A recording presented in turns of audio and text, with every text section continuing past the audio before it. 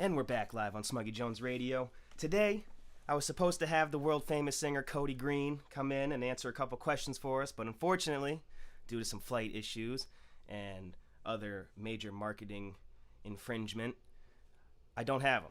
So, instead, I brought along the world-famous, incredible graphic design, rapper extraordinaire, Tim Foster. How you doing, Tim? I'm doing great, man. How are you? I'm good. So basically, I just have a few questions for you. Word. Nothing serious. Yeah.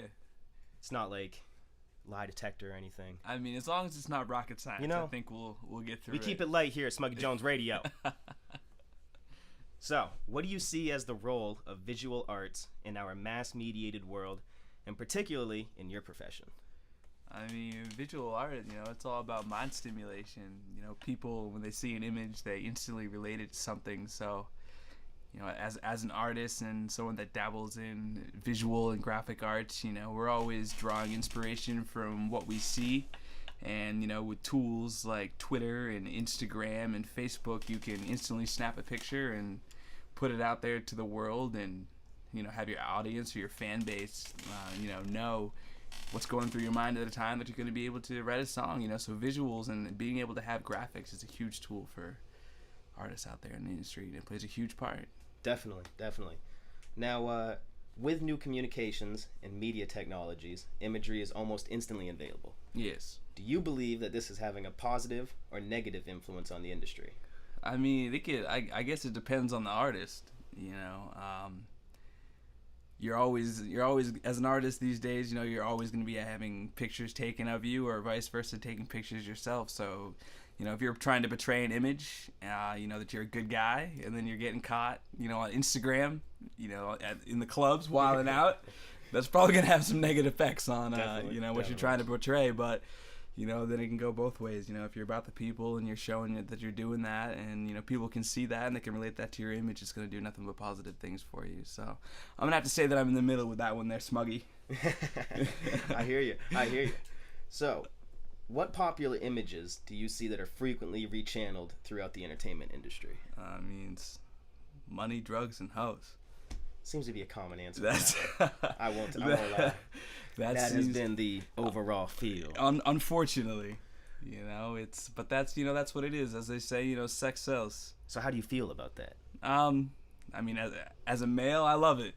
I'm not even gonna lie to you. It's great. But no, as a hip hop artist, I wish the demographic for imagery was more root stuff. Instead of having flashing the drugs and the money and the sex, we could get back to the DJs and the b-boy circles and the graffiti artists, and let that try and be a positive influence on people. Right on. So a spin off that, are there any particular images that this industry has popularized or created? The image of being tattoos and snapbacks and young and reckless, and that whole movement. And don't get me wrong, we all have our part in it. As artists, we do. But yeah, that's definitely the image. That's definitely been going around a lot today. So who were one of your favorite visual artists? Right now, I'm really digging this dude Nico Hurtado. He's a tattoo artist. He started as an oil painter and then got into tattooing, and he's all about realism in his tattoos, and he does everything from your basic portrait work to 3D. He's on Instagram, and you guys should definitely check him out. Definitely. And just going off of that, what is your favorite style of visual artist? Tattooing? On my personal style would probably be graffiti and bombing. I really rely on that. I love that art and that culture, of going out. They really see that as a war, as opposed to just going out and doing art in the community. And I love that whole aspect and the mindset that goes along with what those guys do. Right on. And just to wrap it up, how has your knowledge of famous artworks influenced your creative process? I don't rap about Van Gogh or anything, but Who does do that? But I dabble. It's led to me to try and get Team Ruckus off the ground, which is kind of like a clothing line promotion company, and it's always been an outlet for me to try and put my my art out into the community, or if I'm going through a stressful time, or even have a good time, and I just want to be able to show that and let people get a inside look onto the mind of Tim Foster. Art has always been there, so yeah. Definitely, man, definitely. Well, that'll about wrap it up here on the Smuggy Jones Hour on 108.7 Smuggy Jones Radio.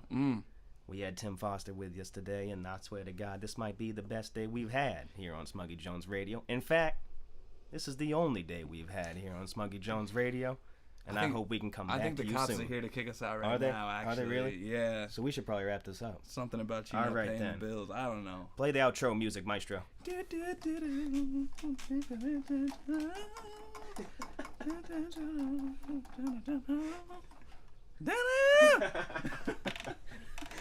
Stevie Wonder, ladies and gentlemen. Stevie on the side. That's how we do here. Smuggy Jones.